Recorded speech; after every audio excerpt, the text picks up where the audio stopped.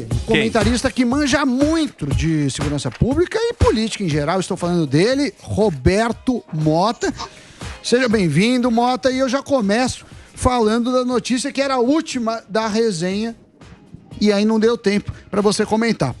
A Petrobras anunciou hoje o fim da paridade de preços.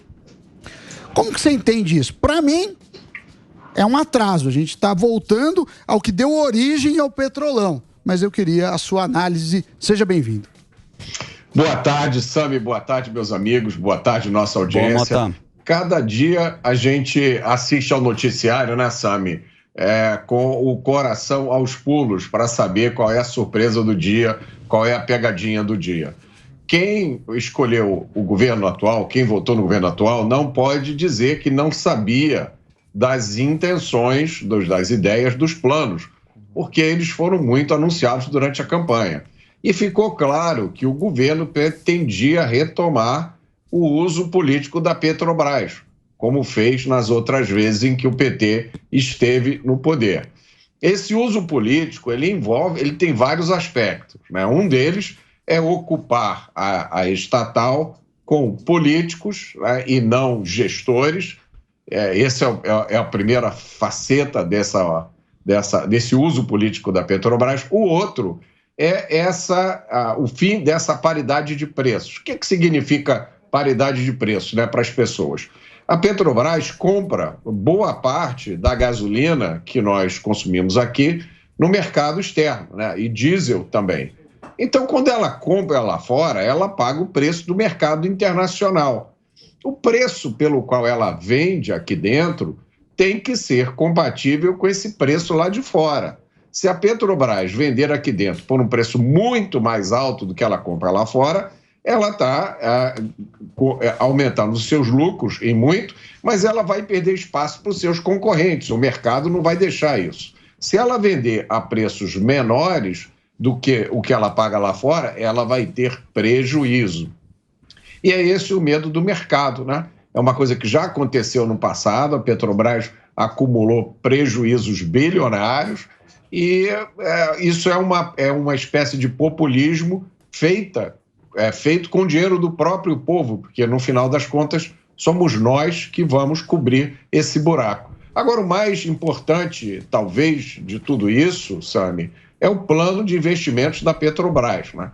É um plano de centenas de bilhões de dólares, é o plano que diz onde é que a Petrobras vai furar poços, onde é que ela vai construir refinarias, e isso tudo envolve muito dinheiro.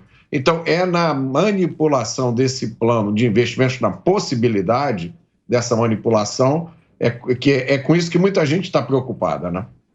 É isso aí. Ô Mota, boa tarde aqui, obrigado pela sua presença.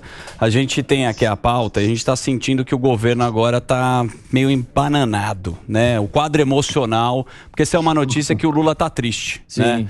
Eu queria que você comentasse, por que o Lula está triste? Conta pra gente. Zuzu, eu vou te dizer o seguinte, eu não sei do estado emocional de quem está no governo. A gente, pelas aparências, imagina que deveria ser muito bom, né? Porque tá todo mundo viajando, ficando em hotéis de luxo, fizeram uma reforma no palácio, compraram mobília nova, estão gastando no tal cartão corporativo, que de corporativo não tem nada. Então o estado emocional deles deveria estar muito bom. Agora, o estado emocional, para mim, que importa, é o nosso, o dos eleitores, o dos pagadores de impostos que estão nesse momento, por exemplo, desesperados, terminando aí o imposto de renda, quem não entregou ainda, né? Ou que estão ouvindo toda hora que o governo vai aumentar imposto aqui, que vai acabar com a isenção das compras, de imposto das compras até $50. O quadro emocional do povo brasileiro é um quadro triste, porque as pessoas se espantam, depois elas ficam indignadas, depois elas ficam revoltadas e aí elas começam a ter medo do que vai acontecer e tem gente caindo no desânimo, na apatia, na depressão, né? Muita gente com uma sensação assim de fim de mundo, porque todo dia você presta atenção nas notícias, é só notícia ruim.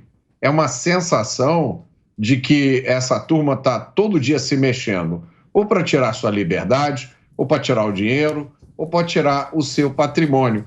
E uma sensação de injustiça diante das coisas que estão acontecendo. A gente sabe que o Brasil tem problemas graves, que a gente vê todo dia na nossa vida. Esses problemas, aparentemente, são ignorados por quem está no governo, enquanto outras coisas que a gente nunca suspeitou que fossem problemas graves se tornam, assim, problemas do outro mundo e se fazem operações e todo tipo de aparato, né, de narrativa. Então, eu não sei como é que é o estado emocional deles, mas o nosso... É triste. É ruim. O nosso tá mal. Ô, Mota, deixa eu fazer um break aqui para nossa rede de rádios, aí você continua aqui com a gente aqui na Rádio Jovem Pan, e a gente tem mais perguntas aí, porque a gente quer entender qual que é o plano econômico, qual que é a estratégia que esse governo tem, que até agora não apareceu e a gente continua muito perdido. Então, vamos fazer um break aqui para a rede de rádios da Rádio Jovem Pan. Daqui a pouco estamos de volta aqui no programa Pânico para a Rádio. Continuamos aqui em todas as plataformas, no YouTube, na Jovem Pan. Meu querido Albeta, e aí? Não, ia perguntar pro Mota qual a opinião dele dessa questão aí, mais uma vez envolvendo o Bolsonaro, né? Mais uma vez envolvendo o Bolsonaro, a Michele. É mais uma cortina de fumaça, Mota, ou tem algo aí? Eu não tenho... Bom, quem acompanha a história do Brasil desde mais ou menos março do ano passado, eu acho que tem uma resposta muito boa para essa pergunta, né? Talvez desde março do ano passado, outra vez desde janeiro de 2019. O presidente Bolsonaro representou uma ruptura em cima do jogo político que era praticado no Brasil. Tem gente que acha que foi uma ruptura ruim, tem gente que acha que foi uma ruptura boa, né? Tem muita gente, milhões de pessoas, alguma coisa entre 60 e 90 milhões de pessoas acham que foi uma ruptura boa. O governo do presidente Bolsonaro foi o primeiro que terminou o mandato gastando um percentual menor do PIB do que gastava quando começou. O primeiro desde a redemocratização do Brasil, de 1988. Então, é um governo que transmitia uma mensagem de austeridade, de diminuição do tamanho do Estado e aumento da liberdade dos cidadãos. Isso tudo é considerado por certas correntes políticas como imperdoável. E se começou um processo de retirar o presidente Bolsonaro da vida pública. Percebam como é exatamente a mesma coisa que está acontecendo nos Estados Unidos com o presidente Donald Trump, né?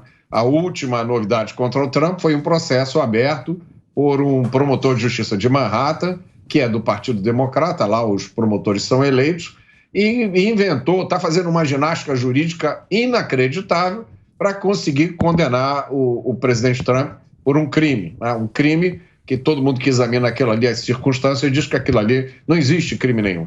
Então, parece para muita gente que esse mesmo processo está acontecendo com o presidente Bolsonaro. Então, se você pega uma lente de aumento, coloca na vida da pessoa e começa a examinar todos os aspectos da vida da pessoa, você cada hora vai descobrir uma coisa. Aí você descobre, aí sai a manchete, aí se arma a maior narrativa, e isso cria, né, independente da realidade dos fatos, isso cria, ou eles imaginam que cria, um processo de desgaste político.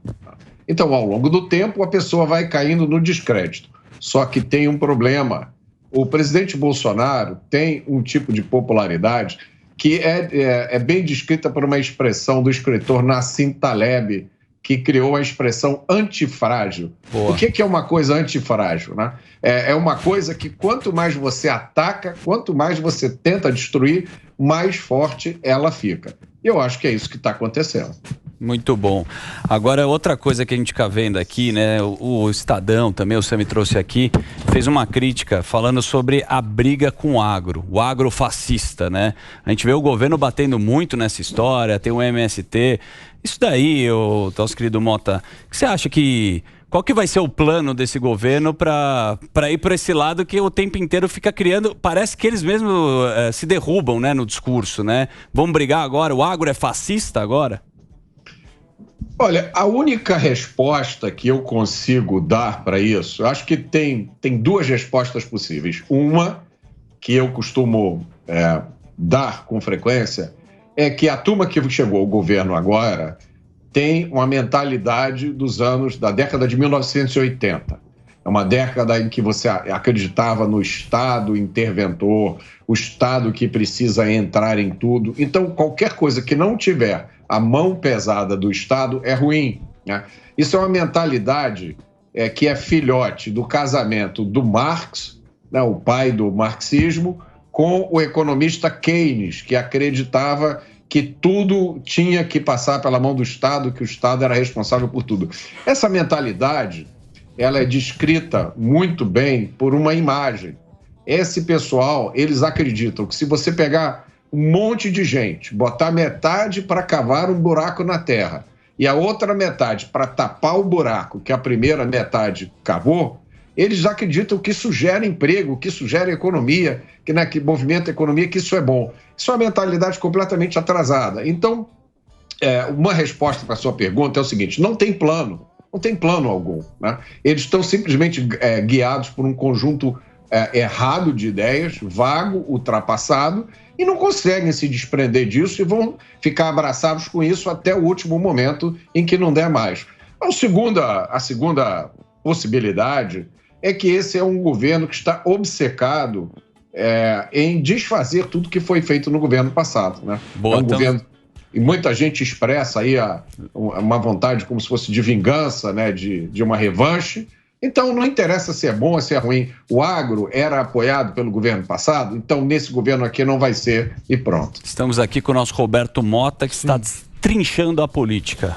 Eu queria perguntar para ele, voltando um pouco para a economia, ou continuando em economia, Mota, o seguinte: a gente viu o arcabouço fiscal, um projeto, no meu entendimento, muito ruim.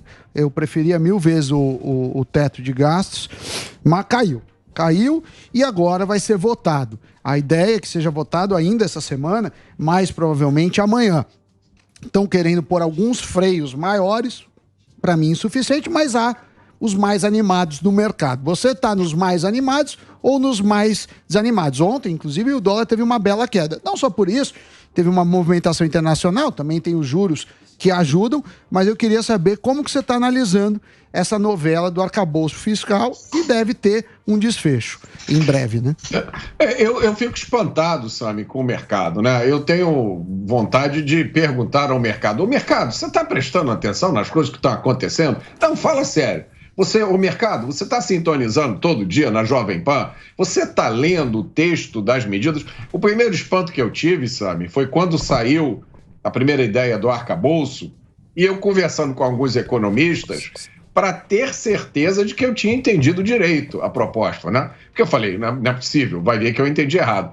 E aí eles me confirmaram, e aí eu perguntei se você podia me mandar, pedi para um deles, você podia me mandar o texto, que eu queria ler o texto do arcabouço. Não tem texto não, é só um PowerPoint. Assim, aí o mercado reagiu positivamente, você vai lembrar, né? O primeiro anúncio do arcabouço, e muita gente do mercado dizendo: olha, a gente reagiu positivamente porque a gente achava que vinha uma coisa muito pior. Aí, como veio uma coisa que não era o desastre total, a gente ficou animado. Olha, eu fiquei pensando, não, eles não devem ter prestado atenção no anúncio, né? Porque a gente passou de um teto de gastos para um piso de gastos. O resumo do arcabouço fiscal é o seguinte: o governo vai gastar sempre. Mesmo nos anos de recessão, as despesas do governo vão subir 0,6% no mínimo. Como é que você pode olhar para um plano como esse e ter qualquer espécie de ânimo, né, de felicidade com isso?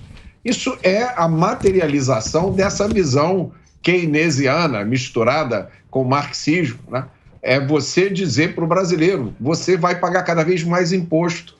Porque a partir do momento em que você diz que você só pode crescer o seu gasto quando tiver o crescimento de arrecadação, por consequência lógica, o governo agora vai ter uma obsessão com a arrecadação cada vez maior. Isso não tem fim. Isso é uma negação de algumas das coisas mais importantes que o mundo aprendeu. que o que traz progresso, que o que traz desenvolvimento é liberdade econômica. O governo não gera nada. O governo é uma máquina cheia de burocracia que gasta o dinheiro. O dinheiro do governo é o dinheiro dos trabalhadores, já disse Margaret Thatcher. O dinheiro do governo, vejam que ideia revolucionária, é o dinheiro das famílias. O dinheiro que está faltando no final do mês das pessoas que estão nos ouvindo agora, né? Você que está me ouvindo, deve ter ainda um boleto na sua mesa, talvez do cartão de crédito, você não conseguiu pagar, ou da escola dos seus filhos, ou tinha aquele aparelho, né, que um filho seu precisa botar no dente, e você não tem condição de pagar, porque esse dinheiro está no bolso do governo, que ainda acha que é pouco e quer taxar mais. Esse é o plano, sabe? Boa, temos mais uma perguntinha aí, se você puder aqui, meu querido Mota. Vamos lá? Vai lá, Gueré. Fala, Mota. Gueré, tudo bem? Olha, acabei de receber aqui notícia quentíssima da Candangolândia. Ok. Que o Xandão tá atrás do Lula e o Lula tá se esquivando aí. Tá difícil de falar com o Xandão. E é sobre a vaga do Lewandowski. O Xandão tá querendo indicar o ministro Luiz Felipe Salomão e o Lula tá lá com a ideia do Zanin.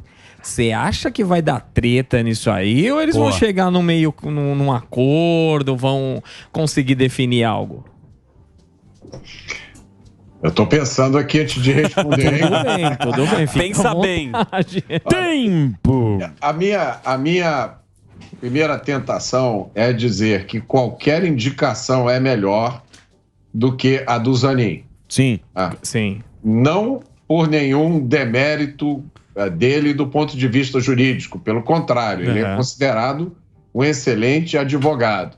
Mas é porque, pela natureza do trabalho que é feito na Suprema Corte, a gente tem que tentar o máximo possível colocar pessoas lá que tenham a capacidade de julgar com imparcialidade. Exato. Né? Claro. Embora isso seja muito difícil, a gente tem sempre que lembrar os Estados Unidos, que é a democracia talvez uma das mais aperfeiçoadas do mundo, lá a Suprema Corte também tem viés político, as indicações têm caráter político, já houve uma época em que a Suprema Corte era progressista, em 1973 aprovaram o direito constitucional ao aborto, a Corte atual, que é conservadora, disse que aquilo foi o erro e desfez aquela decisão. Então, as Supremas Cortes sempre têm esse caráter político. Não adianta a gente ficar sonhando com uma corte que não vai ter nenhum viés político.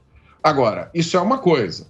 Agora, você ter na corte, né, uma pessoa que foi advogado de uma das pessoas que vai ser objetivo de controle de ações da corte é complicado. Então, a minha impressão é de que qualquer nome seria melhor do que esse, do ponto de vista de manter a isenção das decisões da corte. Boa, Mota.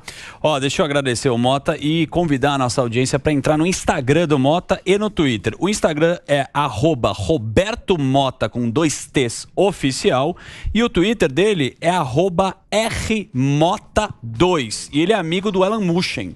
Então, se você for mandar uma mensagem para ele, ele tem essa proximidade. Alan Mushen. Ele tá numa balada lá. Obrigado, Mota. Valeu aí pela sua presença aqui no programa Pânico. Valeu. Obrigado, pessoal. Tchau, tchau.